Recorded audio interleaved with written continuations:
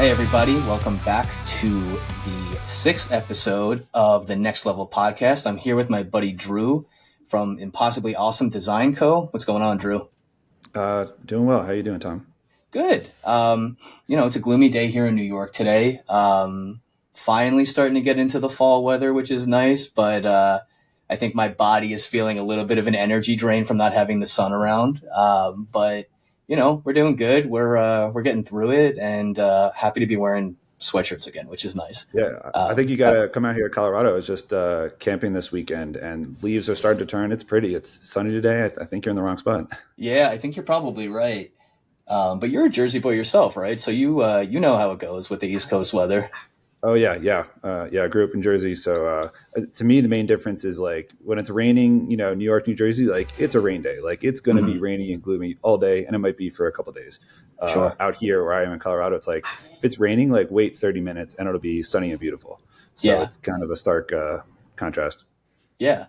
So why don't you start out just telling everybody a little bit about who you are, and then we'll get into what the topic of today is going to be, and then we'll just start riffing a little bit. Yeah, absolutely. I'm Drew Ordway. I'm an independent graphic designer focusing on branding and packaging and all the other tertiary design stuff that goes with it. Live in Colorado Springs, but like we said, I'm originally from Central Jersey. Got 2 kids, 9 and 7. And I'm also out here. I'm on the AIGA Colorado Springs board and helping to sort of drive people to create more creative community out here. Sure. And I think, what's really cool is we met at Crop a couple of months ago down in Austin, and there's such a great community down there. And I feel like we had connected a little bit on Instagram and stuff before we got down there, but it was so nice to meet in person, and we got a chance to really just talk about design and kind of what's going on in our lives. And it was so nice to be able to like put a face to all these Instagram handles or whatever and be able to be like, oh, wow, these are real people. Like they're real designers out here.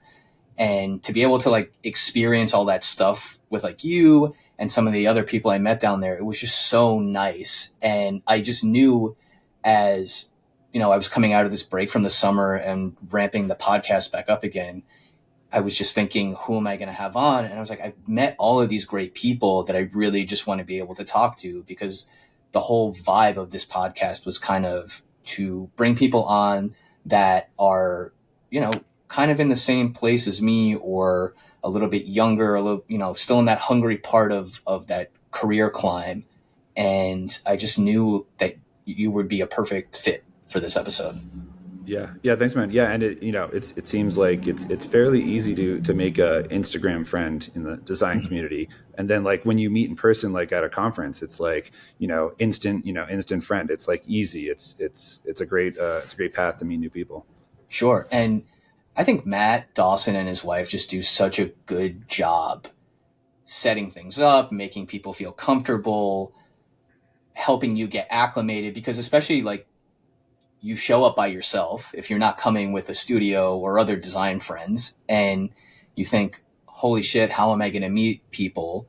And I just think they give you so many good opportunities to just cluster in small groups and just chat. And the atmosphere is just so calm and inviting that it's almost impossible not to be able to just catch up with people that you may recognize from social media or YouTube or something like that.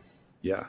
That's definitely half of it. I think the other half is like everyone in the design community is just so welcoming and friendly that like, even the biggest, star in the design world is like happy to chat with you. And so like it's just a great combination of the two for Crop and for, other conferences like it. Yeah, absolutely. So today's topic is something that I think we both agree. Sorry. That's it's the 3rd podcast episode. Man, relax. But the topic of conversation that we're going to be having today is basically our untraditional creative journeys, how we are coming from a place that we wouldn't consider graphic design or graphic design adjacent, and finding a foothold in a world that almost feels impossible to get into when you start, right? So I think, kind of what I want to start with is like, how did you get here? I mean, to the world of graphic design, to this podcast, like us chatting, stuff, all that good stuff. Yeah, absolutely. Yeah, so I knew when I was figuring out what I wanted to do after high school, I knew I wanted to go to college. I wasn't quite sure what I wanted to do, and I remember touring a couple colleges, and I was in some like lecture about like the different programs they had, and the one for like marketing advertising really spoke to me, and I realized like I love like creative campaign ideas. I could remember commercials that just stuck with me, that were funny, that were entertaining. So I love the like creative idea side of things. And so I went to college to get a marketing degree at University of Maryland. And while I was there, I was like, hey, if I take 4 more classes, I get a finance degree too. So I can double major if I add a couple classes. So did that. And when I was going to graduate, I wanted any job I could find. And the job I found was using the finance degree, not the marketing degree. And so like that sort of set me on a path of like working sort of in that financy realm a little bit, something not at all creative.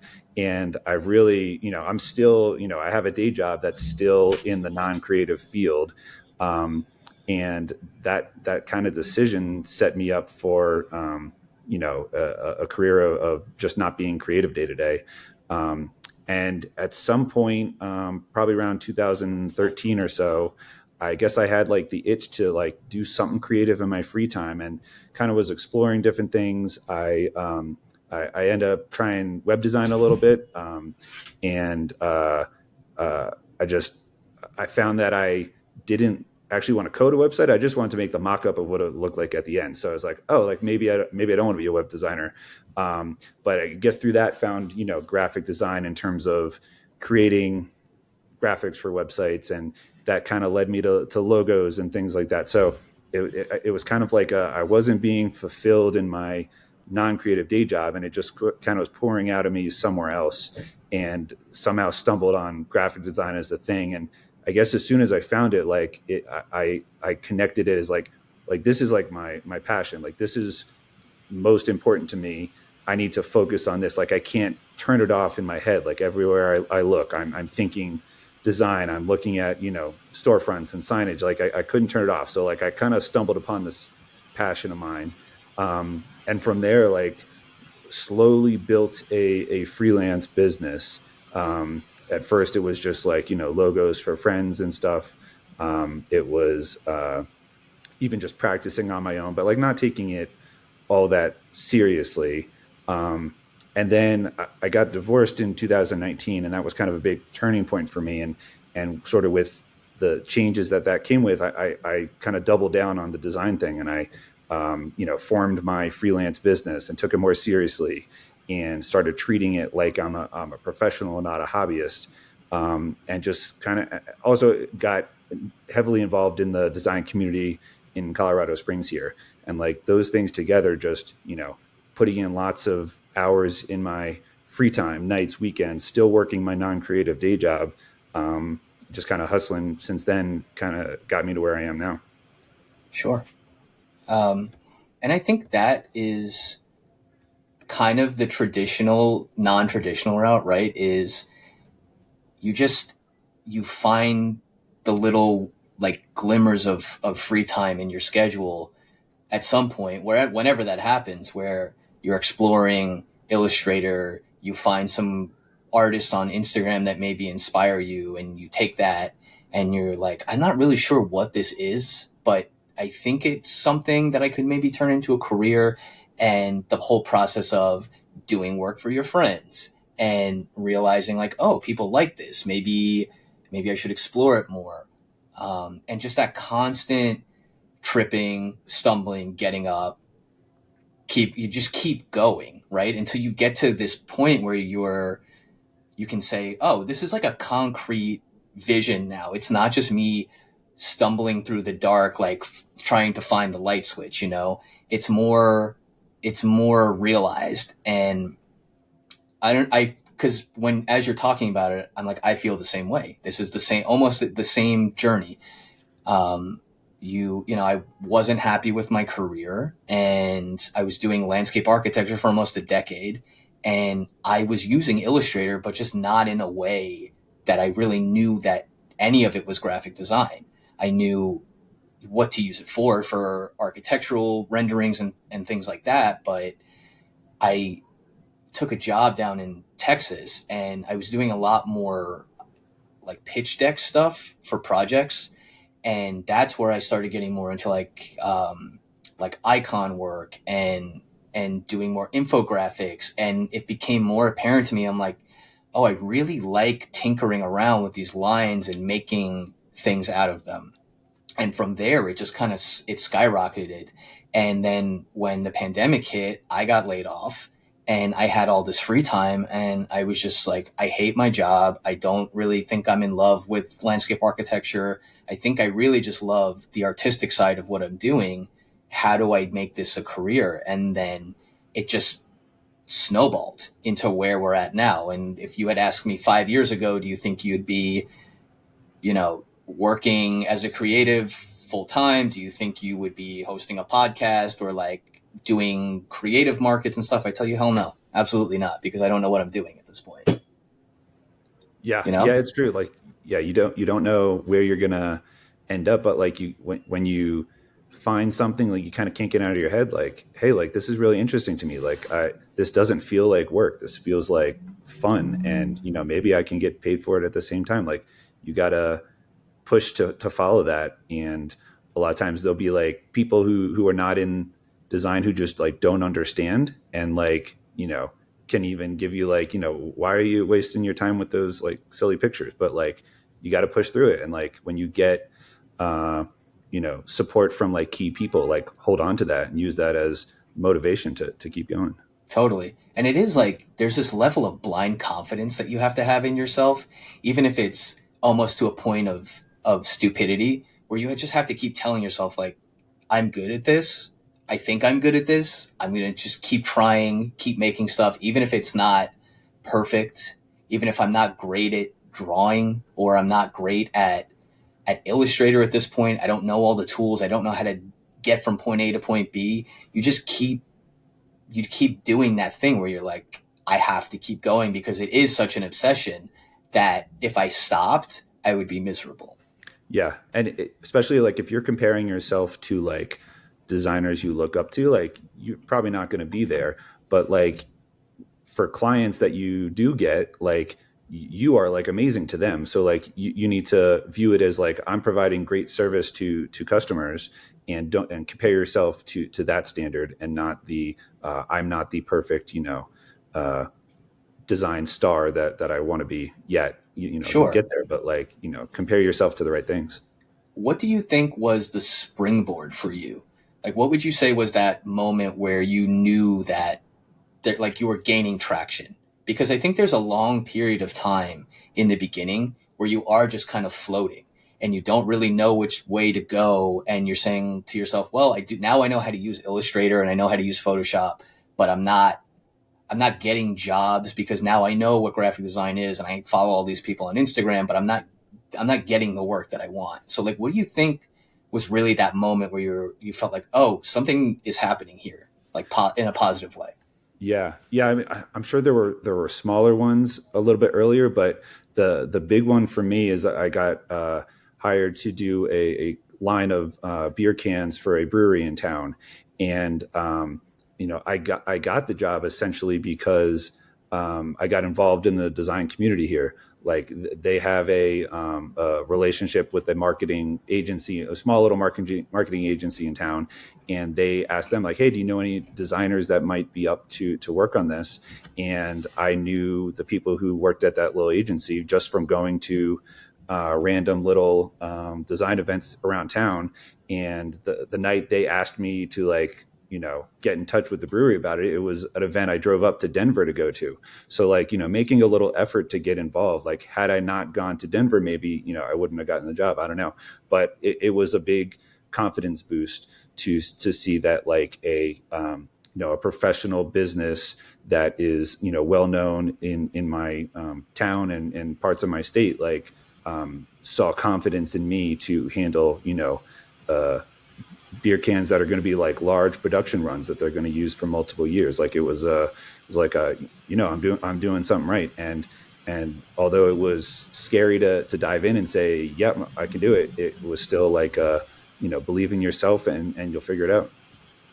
And do you feel like at that point in time, because in the beginning, when you start getting these projects from people, especially like businesses, and you're like, I don't have a contract, I don't know how to represent myself, like, how do I make a pitch deck? It's like all this stuff. It's like at this point, where are you at in your journey of, do you have a mentor, or do you have somebody that you're engaging with that's helping you kind of push along in this way? Do you think like going to these creative meetups helped you kind of get to that point? Oh yeah, definitely.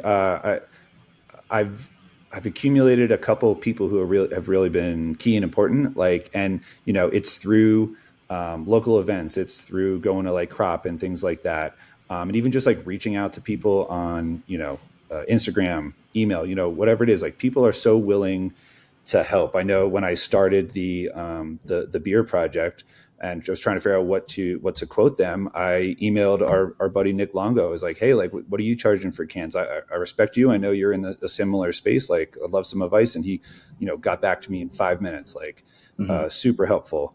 Also, like, Adam Vickerell has been really helpful for me to bounce ideas off and answer some questions I have. So, like, connecting with people who you look up to, who have more experience, like, they're more than happy to share advice and want you to succeed, which has just been awesome. And then, even locally, I've got some local friends, Jesse Taylor, Colin Christie, Dave Probst, who like are doing either the freelance thing or the agency thing, and are just like have been super supportive of me as like I kind of came into the industry late, and are giving me great advice and like great outlook on life.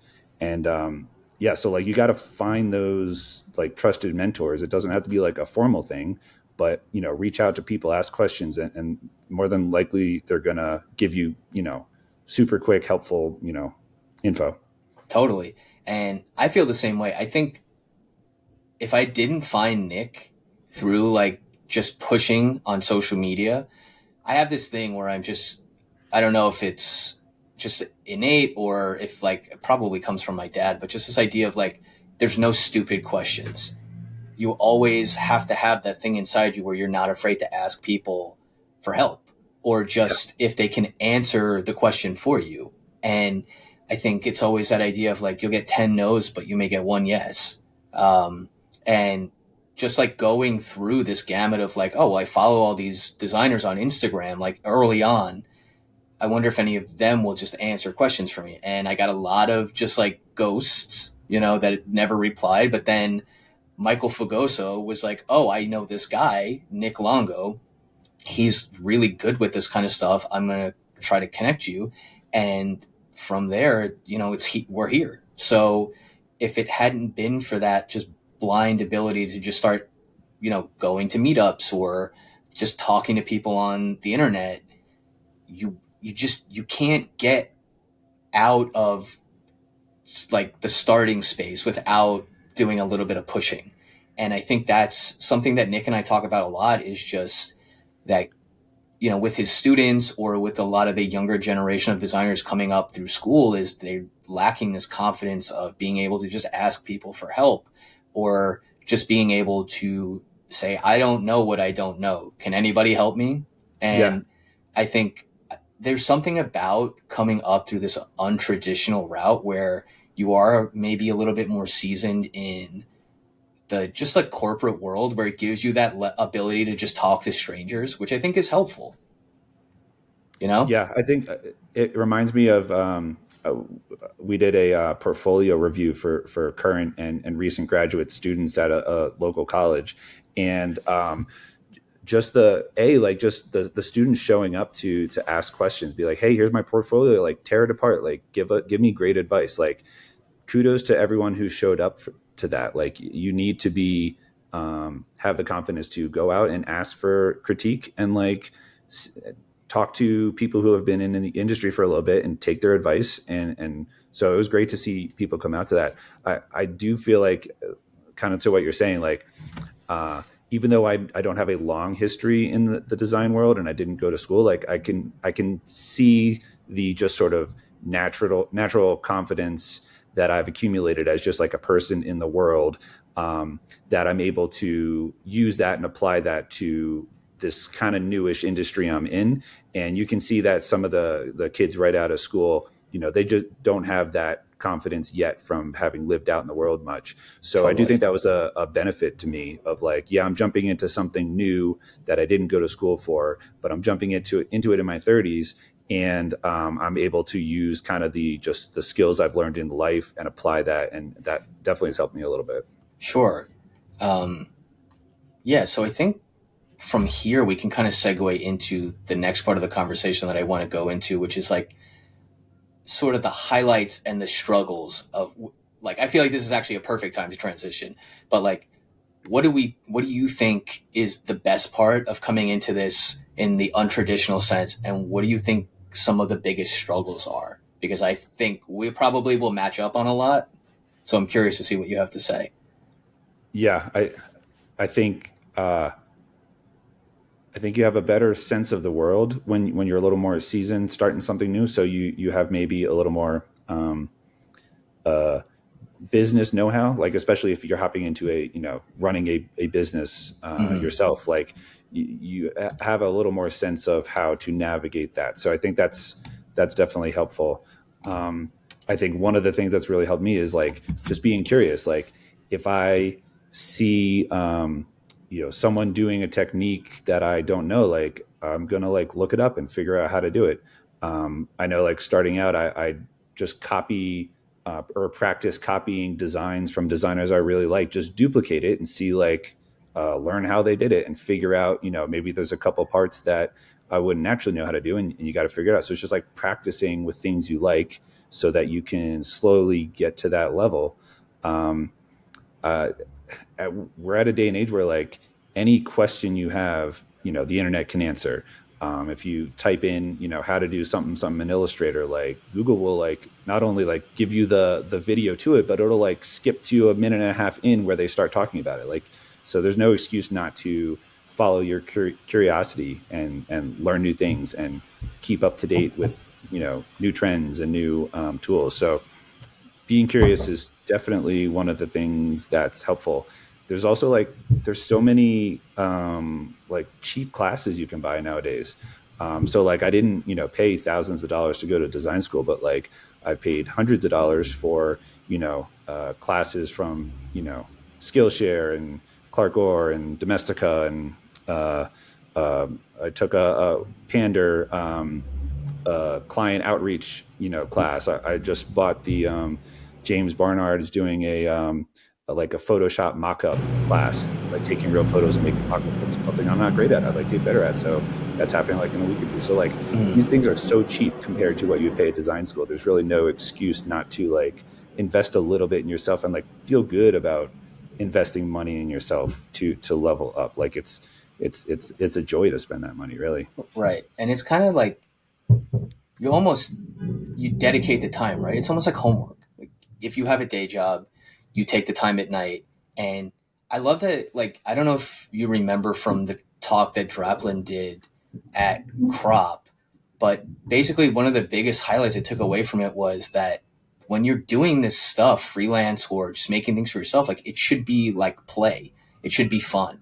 And I think that's like something that obviously it, like yes, it's fun to draw, but sometimes you just need to be like constantly reminded, like, oh, I like doing this is like I'm unlocking something from my childhood that I'm bringing forward into my adult career, Yeah. and it should be enjoyable. And finding those resources, I think, is almost like a treasure hunt, right? Where you find a class that you say, oh wow, I learned something that I didn't know before, and that's cool. It's like a video game, and you're constantly just upping your XP, and yeah, it's just nice to be able to take these little resources and combine them, and you still get a result that I think is comparable to somebody who comes out with a 4 or 5 year bachelor's degree.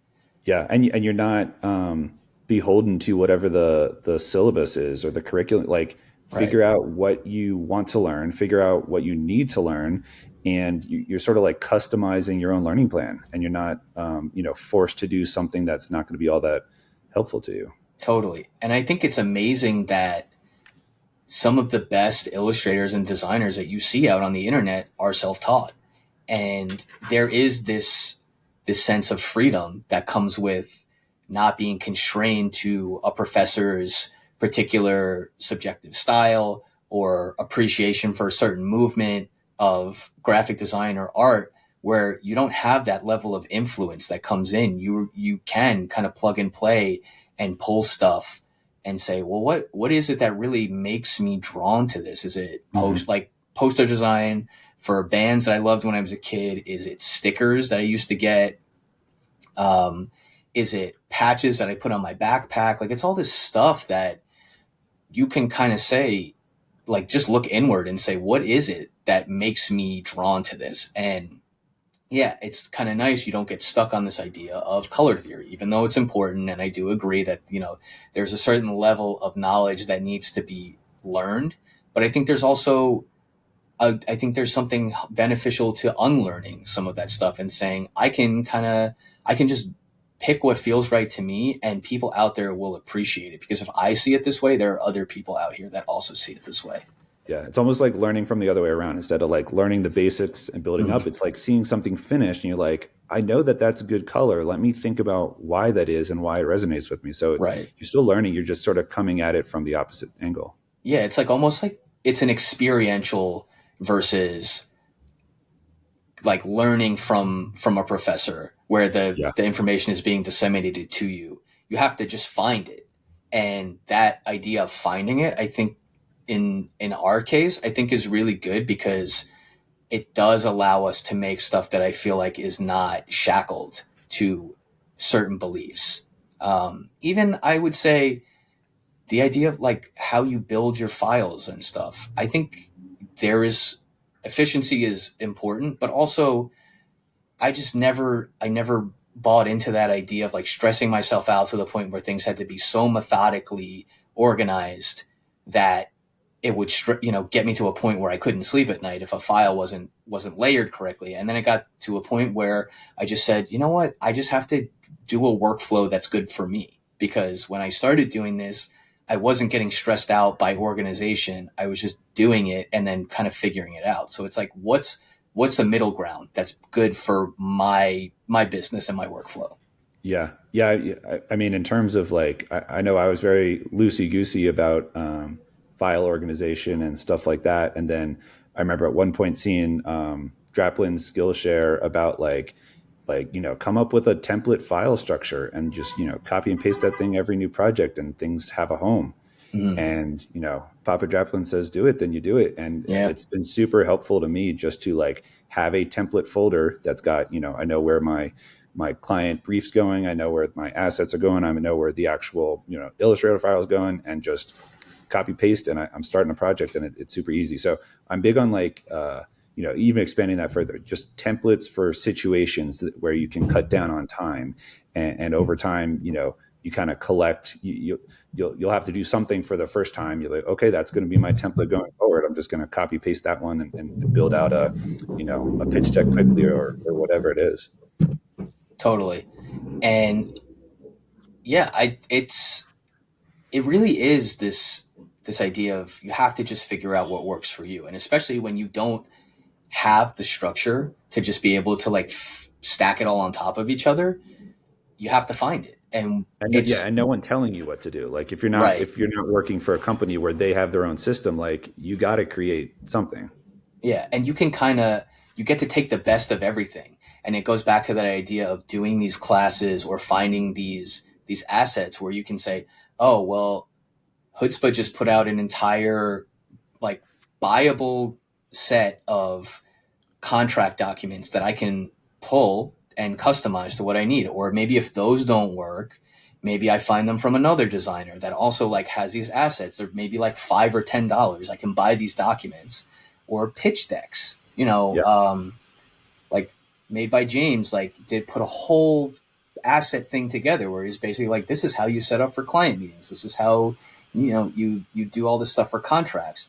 And I don't know, it really is like you are so free to just kind of build your own creative business plan, and also how you're going to model your freelance business after. Maybe there's certain creatives that you see that do like an Instagram live and you're like, wow, I really appreciate the way that they are doing what they're doing. How do I dive in a little bit deeper? Maybe I ask them some questions. Maybe I see if they've got stuff on their website, like all that good stuff. Yeah. It's such an amalgamation of like everything. Like you'll find, and everyone does things differently. Like I feel like my, design process of like when I'm working on a client project, like it's a little bit of, this person, a little bit of this person. I've sort of combined different things I like from different people, having done like the research and paid attention and studied when they've shared what they've done to come up with what works specifically for me. But like, you gotta get out there and, pay attention to those things. And, it's just super helpful. You got to have your own process,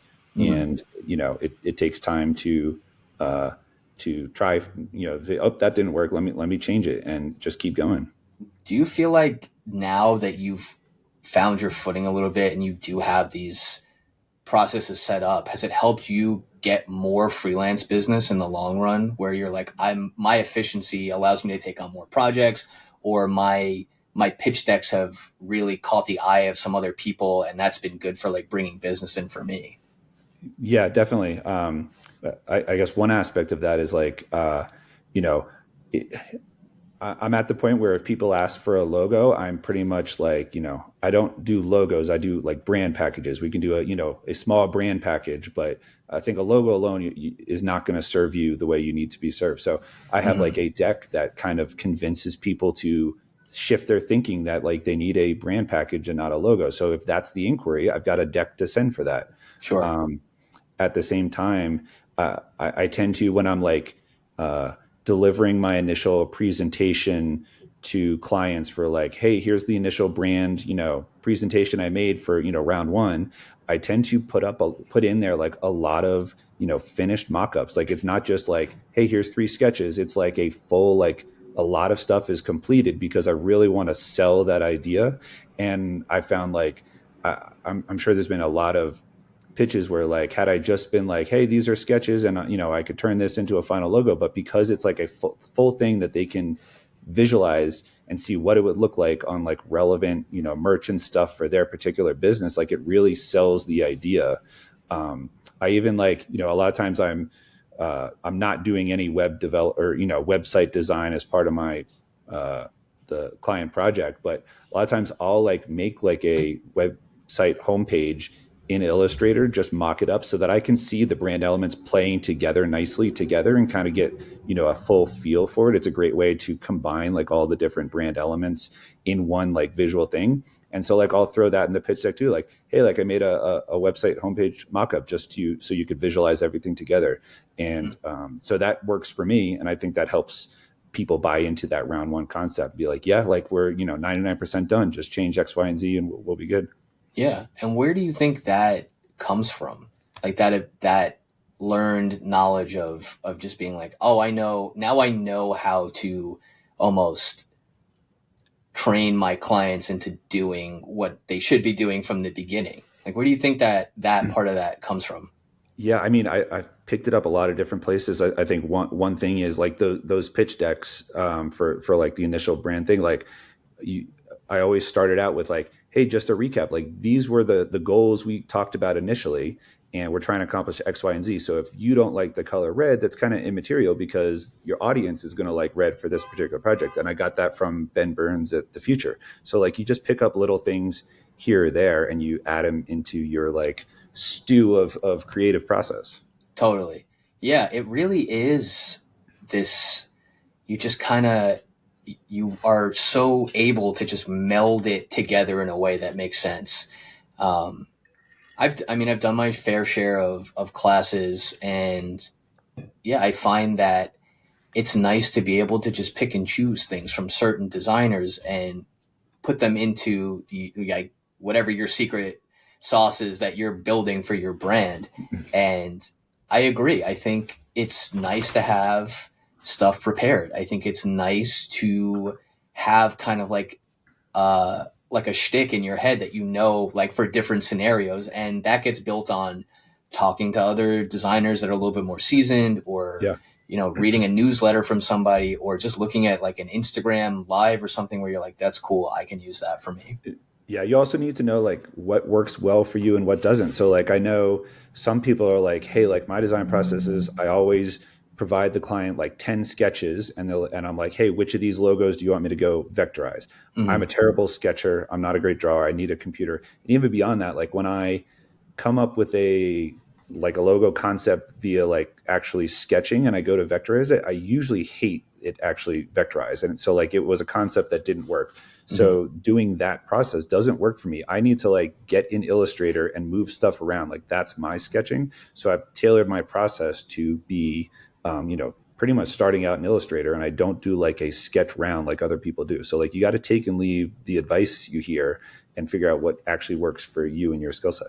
Sure.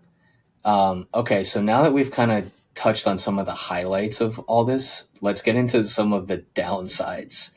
So tell me Yeah. a little bit about, as you know, through your journey, I'm sure you've come across a lot of road bumps, and I just want to know, what do you think some of the things for, like, say somebody starting out on this journey, stuff to look out for, or things that really were like not like necessarily hindrances, but like lessons in the process of getting to where you're at. Yeah, and you said something a couple minutes ago in terms of like you said like you don't want to be sitting there not enjoying your work, Mm-hmm. and you can definitely be doing design stuff if that's your passion and not enjoying it. And how you get there is you don't know how to say no to stuff. So I've learned, and it was a struggle to learn it, that uh, just because you like design doesn't mean you like doing every part of it. And the types of projects that you don't want to do, like say no to those. Like that leaves you the time and freedom to say yes to the project that comes that you do like. So as long as you're like not on the street starving and you need the money just to live, like be willing to say no to, like, you don't have to say yes to everything that comes through the door. Evaluate if it's something that you're going to actually enjoy. Because there's been plenty of times where I'm, especially like when I'm working nights and weekends and mornings before my day job, like I've been in the middle of projects that like just are not fun. And I knew before taking it on, like it wasn't going to be fun. And I'm thinking I should have said no to this. It's not the core thing I love to do. I love doing logos and branding. I don't want to do like a, collateral development for, making an annual report or like something that's just not exciting or, feeding my passion. So, it took me a while, but like learn to say no to things that you're not going to enjoy doing, so you have room to take on stuff you do want to do. And that's sort of the other lesson that I'm still learning, but like just the abundance mindset thinking of like stuff will come, like keep going. Don't think that you're never going to get another project. Like say no with the confidence that something better is going to come tomorrow that you'll have the availability to say yes to. So definitely learn how to say no to stuff that you are is just not super exciting to you. Totally. And I think that's it takes a really long time to get to that point, because in the Yeah. beginning you're so hungry to practice what you're learning that you desperately want real life appliances, especially the way that internet culture has kind of set this up is you want to be able to show other people what you're making, because that generally draws more business. And it is so important to hustle, I think, in the very beginning and take what you can. But there is a point where you have to say to yourself, is this helping my career, or is this just giving me more busy work and money? And the money's great. And if you feel like it's a project that you're like, okay, I can grit my teeth for a month or 2 or 3 months and just get this done and get the bag and get out. But a lot of those times, those are the kinds of people that are just going to take something with them from you. Yeah. And I think like now every prospective client that I have, I do a pre-screening meeting just for me to be able to suss out, is this going to be a good fit for me? And I just had a person that they were kind of dragging their feet, and I was just getting this sense that they didn't really know what they wanted, and they were just saying yes to me. And I just got to a point where I had to say, listen, I need to cut you loose because you're taking up bandwidth, and I think maybe you need something and someone different. And it's a hard thing to do, Hmm. but there's a certain level of peace of mind that you have to have. You don't want to drive yourself crazy trying to get work, Yeah, you no, know? yeah, that's a great point. And yeah, I mean that uh, it reminds me of, the other thing I've struggled with is like, I mean, along the same lines, you when you there's a potential client, like you normally know like in your gut like this could be a problem, and like it's listening to that thought ahead of time. And all the like problem clients I've had, like you have that inkling of a thought before you sign the contract. And Hmm. so it's really learning to listen to that, that thought in your head of like something's off here, like they might be real difficult. And yeah, so that's a great point. I think there's also some validity to that with even like kids coming out of school that are listening to this that are going into the creative like job market. Listen to your gut when you're looking for prospective bosses. You want to know that where you go is going to be a good fit. Obviously, money is important and benefits, and you want to be able to pay your rent and stuff.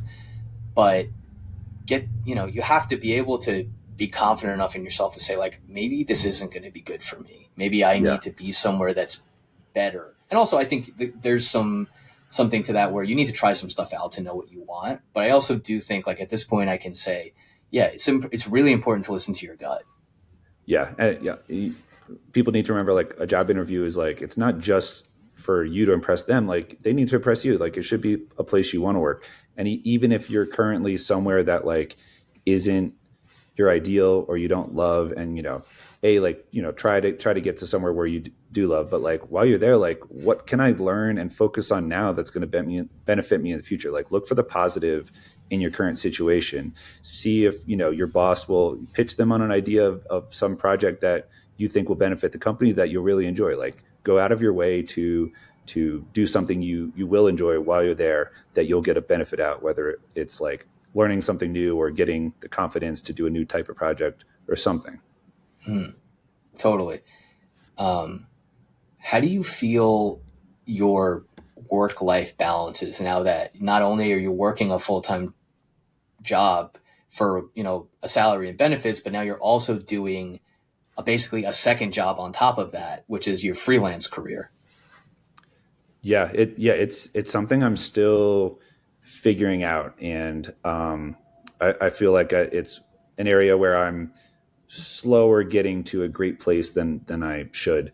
But I'm still dialing in, kind of optimizing my free time to work on projects. And I guess that could be a struggle for people in a lot of ways. I think for me, I'm a pretty big morning person. Like I have a lot more creative energy in the morning, Hmm. and a lot less in the evening. But with the start time of my day job and getting kids to school, like it's real early to get up to sort of utilize that energy. So I find myself a lot of times with a project due and it's 9:30 at night, and I'd rather just wind down and go to bed, but I need to sort of turn on the creative juices at that point. So I'm still working on that one. Like I'm not claiming I'm a pro yet. I'm just doing my best and fine tuning that. But that's definitely a struggle, is uh, timing my freelance work so that I'm optimized to do my best work in a short amount of time. Yeah, it's a hard balance. And I listened to something recently that I thought was interesting. I can't remember who it was, but they basically said if you're working freelance and you have a full time regular job, you almost have to flip your perspective and say, no, my full time job is my freelance, and the freelance is actually what I'm doing to get my benefits and a salary. And you have to kind of almost say like I can't put so much energy into this other thing that it's going to take away from what I actually want to be doing. And it's hard to say that because you also say like, well, this is my job and I need to do a good job so that I don't get fired or that I can continue to do the thing that I love to do. But it's almost like you have to say like, this is a funnel for my creative practice, you know? Yeah, no, that's a great perspective shift. I love that. I think it's a little, it's a little pie in the sky, but I did really like it because I was like, it does shift your mindset a bit to say like, oh, I have to be conscious about, you know, my wellness and my mental health, like, because I don't want to come home so burnt out at the end of the day that I can't sit down and have fun and work on a project that I really want to work on, or I can't convince myself to work on a Saturday or a Sunday for a couple of hours just to, just to unwind. I Yeah. think there is a certain level of hustle that you have to be able to balance both. Yeah. But it Yeah. does also come with that, that wellness aspect too. Right. Yeah. I mean, the other thing I've kind of learned is like you need to be okay letting go of some things to Hmm. focus on freelance. So like I love the design work I'm doing. Like I it fulfills me, and because of that, I put that as a priority, which means I got to let go of some other things, like some hobbies, like I just don't have time for anymore. And you got to kind of make peace with that, and make sure you're swapping it out for something you truly care about. But like you just got to let go sometimes. Totally. And I didn't even think about it, but on top of your regular job and freelance, you have a third job, which is being a parent. So yeah, there's a lot of give and take that comes with that. And I'm lucky enough that I'm only juggling two right now, but I think there's a certain aspect to that to say, well, the freelance stuff is actually, it is kind of a hobby in a way. It's not just a job. It's something I love to do. So there is that you have to shed some stuff to be able to make time for it. Yeah, and because I love to do it, it kind of makes it easy to like make the time for it. But if it was something I didn't love, like I imagine I'd be miserable, like trying to fit that into all my little crevices of my free time. But I'm Hmm. thankful, like I truly love it, so it's easy to have the motivation to fit it in. Yeah. Um, and I saw in your notes about a little something about social media that I think is really interesting. And I want to hear what you have to say about it because I think it's I think an unpopular perspective right now in the creative space. Yeah, yeah, no, I think you're right. Yeah, so I mean, like you hear all the time, like social media is dumbing us all down and wasting our time, and just is a overall net negative. And I find it like very helpful and refreshing. Like so, my design Instagram, like it's just a constant feed of artists I admire and like beautiful work and like connecting with like new designers and friends. Like uh, it's a great way to be inspired. And uh, I think people in the whole design community are largely welcoming and friendly. And so yeah, I find it like a net positive, like opening up Instagram and getting inspired and seeing things I care about, learning something new. I like how they did that. I'm going to save that image so that, I can reference it in the future. Like it's just an overall, I think, net benefit if you use it correctly and you're, adding positivity into the discussion. So I like, if you view it like that, like curate your social feeds to just be a stream of stuff that's positive and helpful for your creativity. Yeah, I agree. I think I have been a little salty recently about just the algorithm and how it's been treating some of the people on there. And it's, there is good in it too, though. Like what you just said, treat Instagram or Dribble or whatever as a portfolio space. Put your work up there, organize it in a way that makes sense and is aesthetically pleasing, and save stuff that other people make. I have an entire folder in Instagram that's just graphic design work of inspiration or videos that I really like or tutorials because that's really where the benefit is now is you're just mining data from this basically to be like, oh, I can use this to make my work better. Yeah, yeah. I mean, your free time going through on Instagram can really be R&D for future projects, and you're doing it at the Totally. same time, and you don't even kind of realize it. So, yeah, I find a lot of inspiration there. Yeah. Um, and I also think that's another aspect of us kind of coming up through the network, like the social network, is you had to mine stuff off of Instagram so long ago to try to get a foothold that it's now just become a part of practice to be like, oh, if I see something I like, I flag it so I can come back Yeah, to it later. Yeah. yeah, yeah. Super helpful. All right. Let's get into our final questions. I do this with everybody, and We can start with the first one, which is, what is a piece of career advice that you would give a younger version of yourself?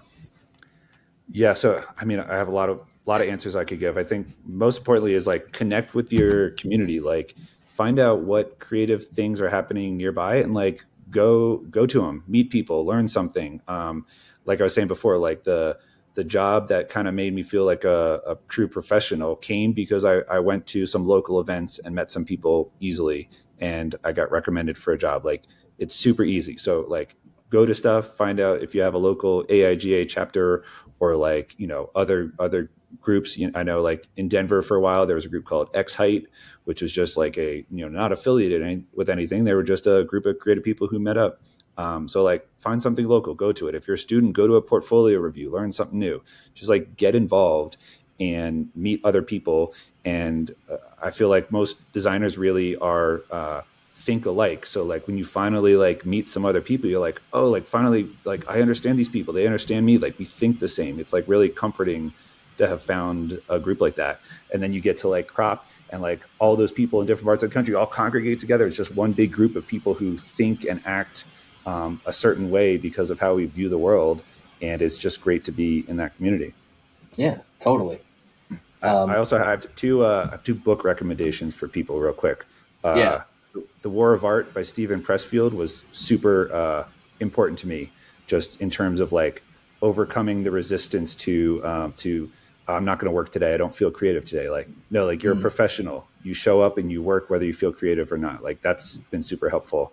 And then the Freelance Manifesto by Joey Korenman is just a great step-by-step process for like cold outreach to clients or potential clients and like staying top of mind. So I think both those could be really helpful for younger designers. Totally. All right. Question 2. What's a piece of career advice someone gave you that helped propel you forward or achieve your goals? Yeah, I've touched on this before, but like you got to have an abundance mindset. You can't have a scarcity mindset. You got to think like the next thing is around the corner, and be confident in that and act accordingly. So that means, turning down things you don't want to do and waiting for the thing you do want to do. And kind of the flip side of that is like, if something comes along you really want to do, but you're scared about it, like I don't know if I like, that means you should do it. You're scared because it's something you haven't done, which means you're gonna grow and you're gonna learn from it. So like if it's something you want to do, but you're thinking about saying no, like say yes. Yeah, totally. All right. Last question. What's the next level for you? And I pitch this to everybody, but basically it doesn't have to be career related. It can be anything. So just like what's something that you're striving towards in your life?